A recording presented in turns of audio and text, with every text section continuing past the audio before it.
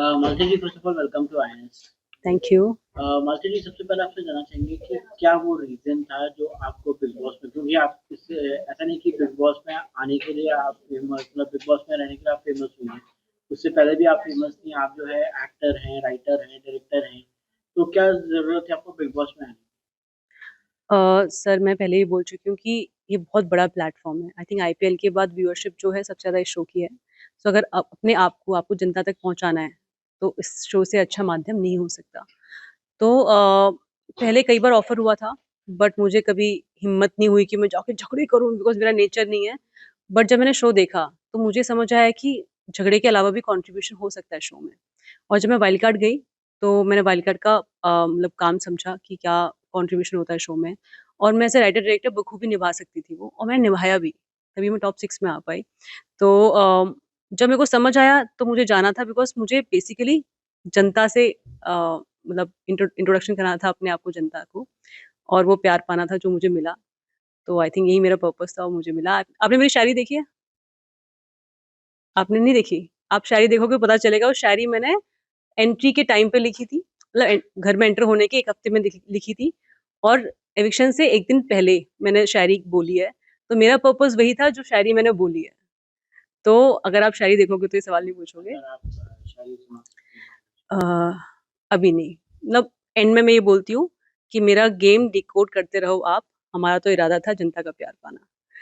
तो मेरा वही इरादा था और मुझे मिल गया। So I am very happy with my Bigg Boss journey.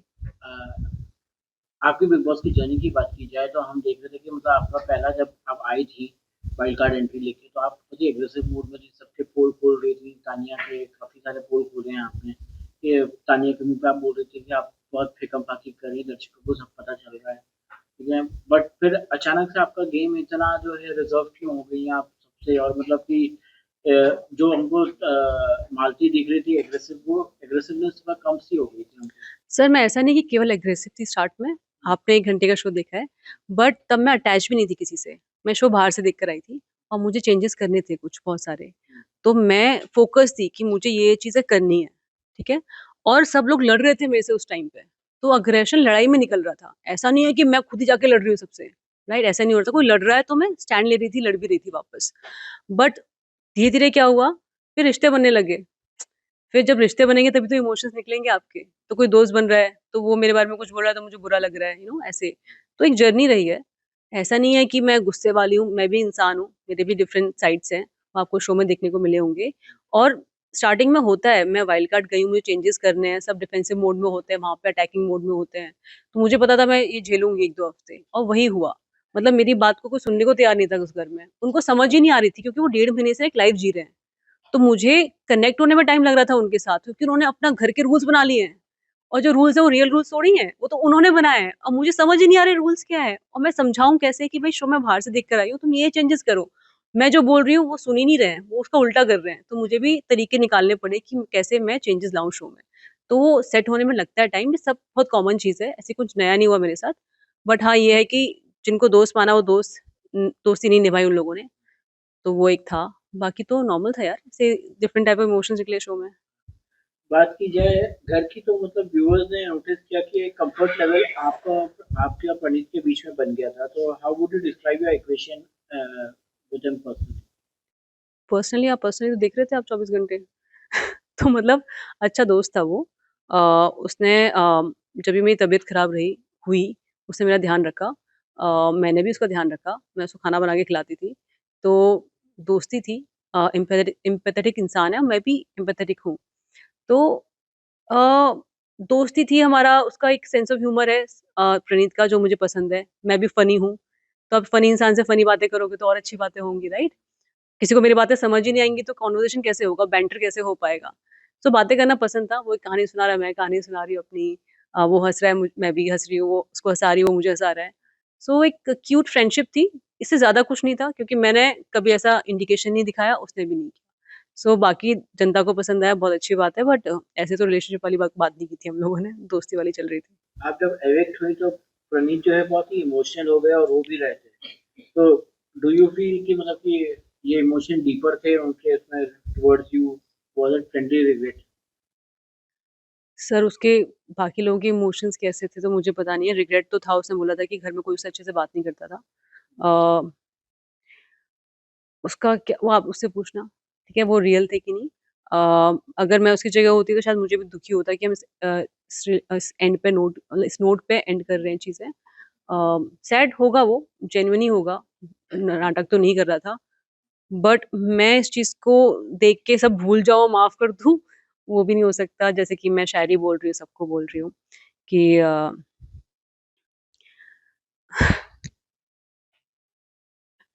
ज़िंदगी भर सताते रहे और मैयत पे रोने आ गए। तो वही वाली फीलिंग है। अभी देखते हैं अभी क्या होता है। 1-2 हफ्ते बाद मेबी मेरा माइंडसेट चेंज हो।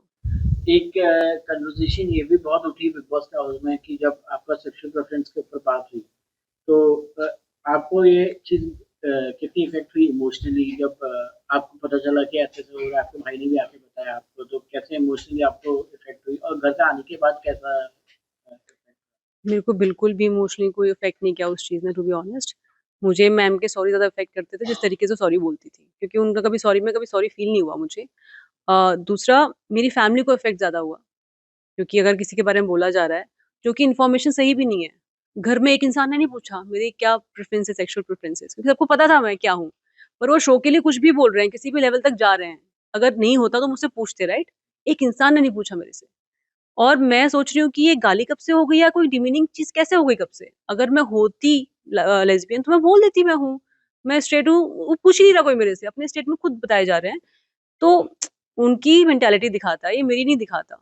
तो मुझे कभी बुरा लगा नहीं। उनकी सोच, कॉन्सिक्वेंसेज़ उनको झेलने चाहिए उसके। पर बाहर मेरी फैमिली को बुरा लग रहा था कि भई ये क्या हो रहा है, हमारी बेटी के बारे में बोला जा रहा है, मेरी बहन के बारे में बोला जा रहा है। आपको ये इंटरव्यू में दीपक से पूछना चाहिए कि भाई आपने कैसे झेला है? मेरा भाई बोल रहा था कि वो नींद की दवाई खा के सोया है, मेरे पापा रात भर जगे हैं कि भाई मेरी बेटी के साथ क्या हो रहा है।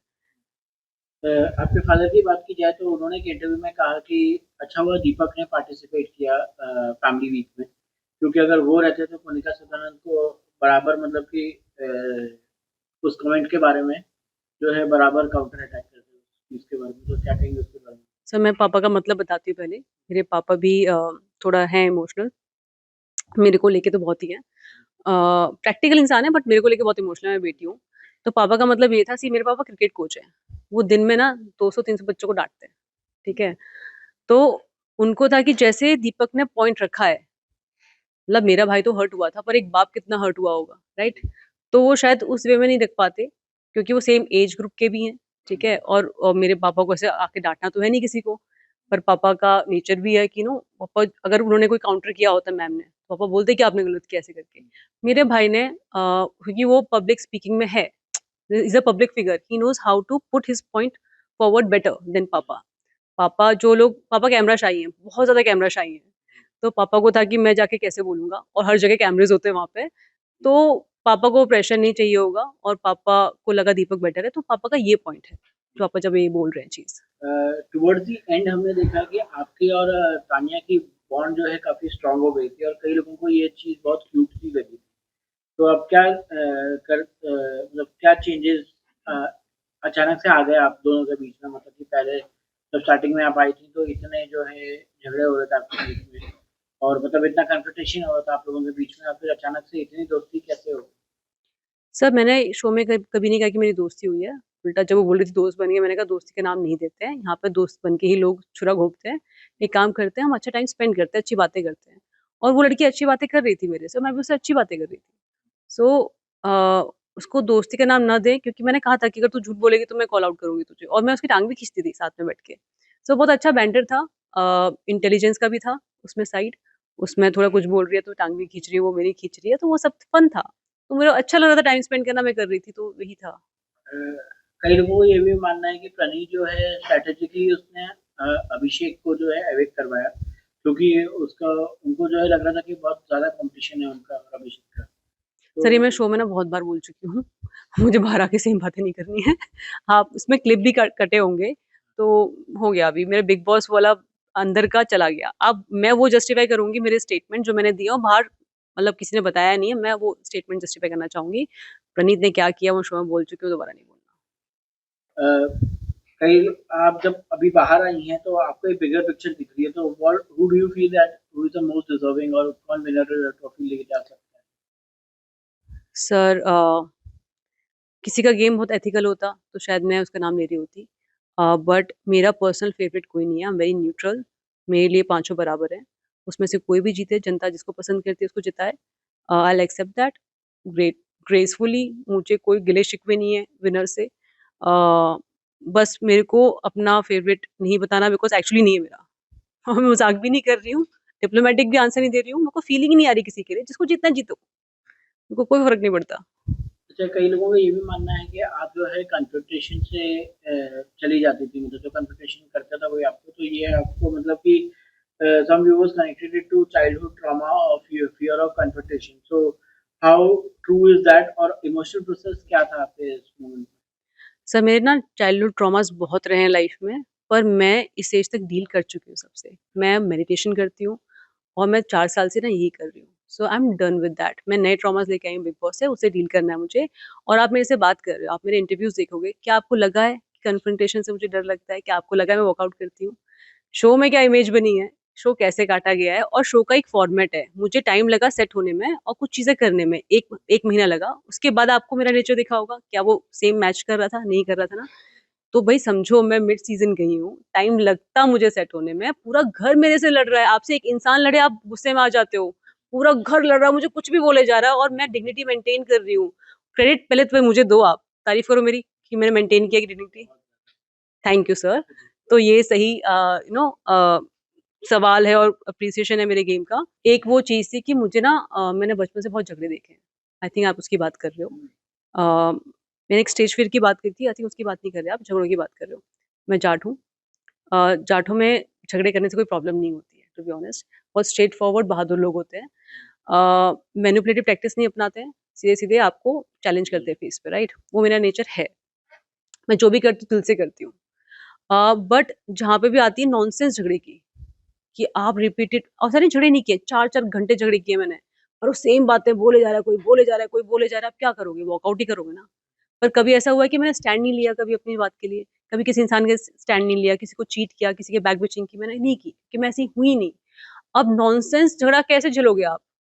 जाटों का ये भी तो नेचर होता है कि नॉनसेंस नहीं झेलते हैं वो। सो नेचर है मेरा इसमें। अ, झगड़े मैंने बचपन से बहुत देखे हैं। थोड़ा अवॉइड करती हूँ मैं रियल लाइफ में झगड़े, मैं नहीं कर सकती झगड़े। अगर स्टैंड लेने की बात आए, तो भाई सब साइड में मैं स्टैंड लूँगी। After this intense experience, what will you miss the most about the Big Boss house? Nothing, there is nothing except कि भाई फ़ोन नहीं था तो चैन की लाइफ़ थी वहाँ पे।